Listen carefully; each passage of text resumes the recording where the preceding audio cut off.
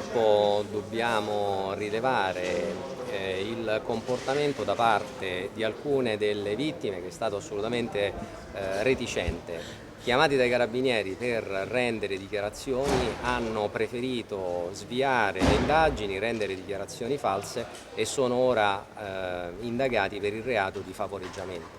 Paradossalmente, oltre ad essere vittima del furto dell'autovettura, per la restituzione della quale i criminali gli avevano chiesto poi il pagamento di un riscatto applicando il metodo del cosiddetto cavallo di ritorno, hanno finito anche per agevolare i loro stessi aguzzini, evitandogli quindi di essere sottoposti. Il fenomeno dei furti di autovetture è un fenomeno molto impattante sulla sicurezza pubblica a Catania. Catania si colloca in ambito nazionale al quinto posto per furti di autovettura, al primo posto in ambito regionale. I carabinieri sono pronti a fare il proprio lavoro. L'operazione di oggi dimostra quanto siano state proficue le indagini con il coordinamento della direzione distrettuale antimafia.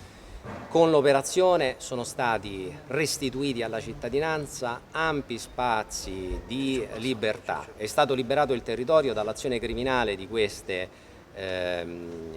associazioni. Ora però questi spazi di libertà devono essere restituiti ai cittadini, i cittadini se ne devono riappropriare, li devono tutelare, utilizzando l'istituto della denuncia. I cittadini si devono fidare e devono denunciare. Se restano vittime di richieste estorsive con il metodo del cavallo di ritorno, devono denunciare immediatamente.